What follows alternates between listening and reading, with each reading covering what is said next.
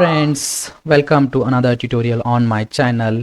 Here on this channel I try to explain you the technical concepts of Angular framework, and I want to explain them in the language that we speak at work.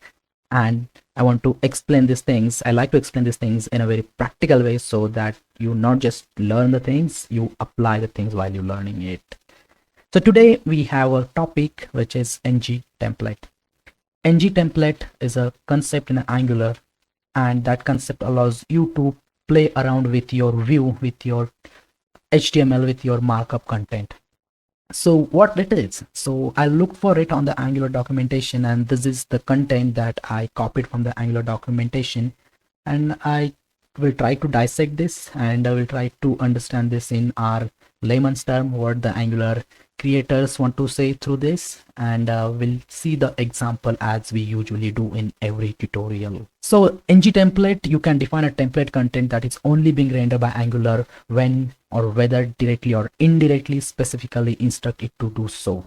So it basically allows us to have full control over how and when the content is displayed. So it is kind of a block of a HTML content which you can control where you want to render or not, and that template basically is not rendered sometimes, or it's rendered by default, and that condition basically depends on how specifically you want to instruct it to do so.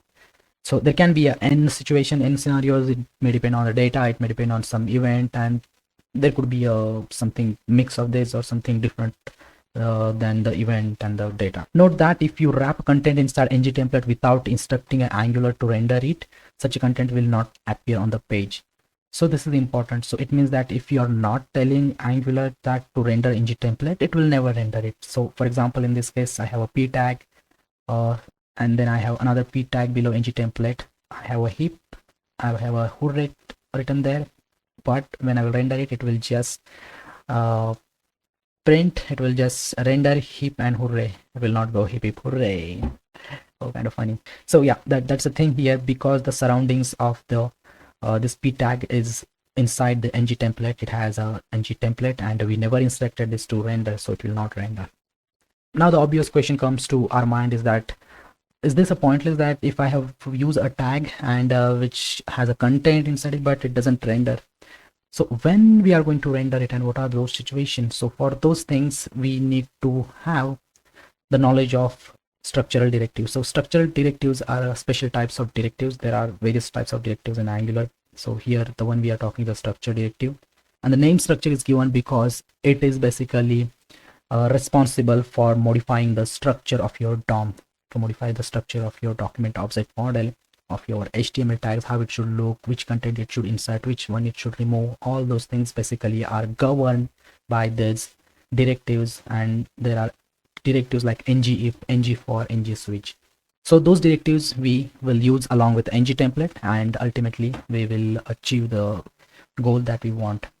So what's a different thing here? Like, we can do the same thing with any other things. It's not like if you have to use a structural directive, you will go for the ng if, ng for, then the switch. You can use it with a div tag, you can use it with a span tag, you can use it, even with a very simple tag like a p tag. There is no compulsion Angular has, like you have to use a structural directives with only particular tag. But with the ng template, an additional benefit we are getting is for the grouping the content.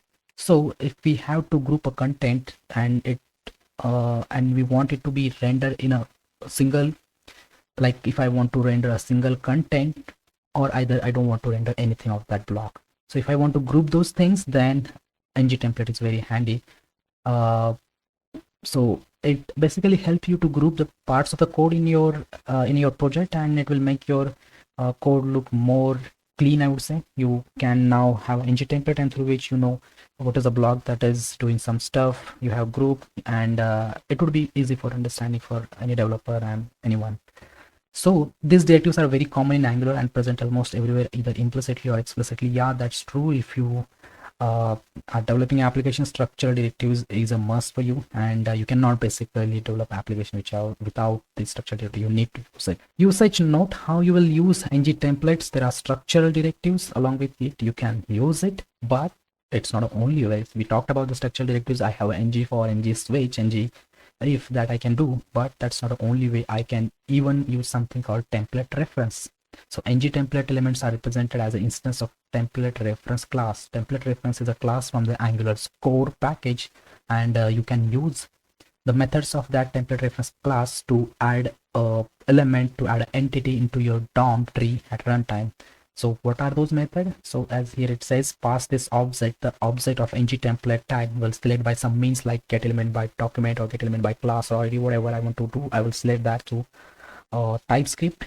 Then I will pass the object that I selected of this element to a view container reference method, and that view container reference method name, view container reference is the object, and the create embedded view is the actual method through which we can create we can add that object into a DOM at runtime.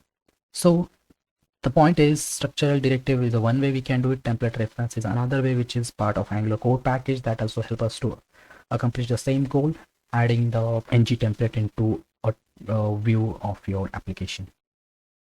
Now, how we use the ng template. So how we use with the different things.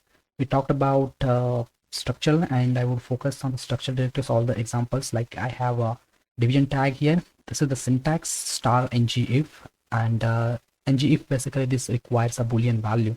So this ng if hyphen example, this is the variable name. It holds a value of true or false. It not necessarily need to have a a single variable which represents a true or false value. You can write an expression also, so something like double curly braces, and inside that if ng if example equals to true, or if the application mode equals to production, anything, whatever expression which results into a true or false, a boolean, a truthy falsy value, anything of that sort you can put in the ng if.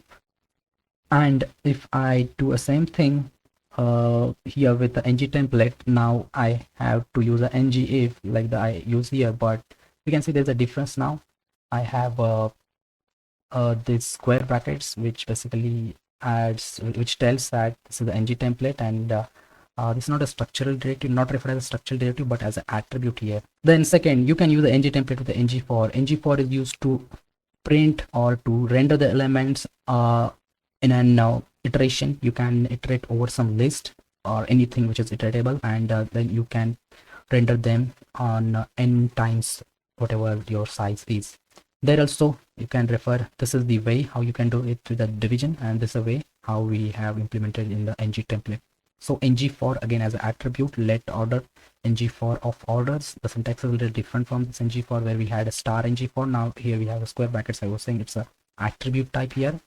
And then we use ng for track by. Track by is the it's optimization technique where you can input the performance of your for loops. If you have a change detection mechanism in your Angular, track by is the one way through which you can enhance it using ng template with the ng switch. So ng switch is a normal kind of a switch block which we have in the most of the languages, where you select only one block depending on some values. So this is the example with the division that ng switch is put the division at the top, and there are p tags and ng switch case. There are values. So it says that if ng switch demo value is equals to example 1, this block will get rendered. If it's equal to example 2, this block will get rendered, and so on. And ng switch default is the default one if none of the values matches. Similarly, we can accomplish it, but here the ng template.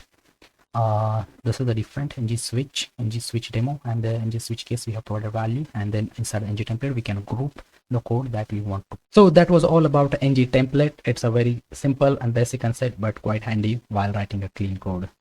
Thank you.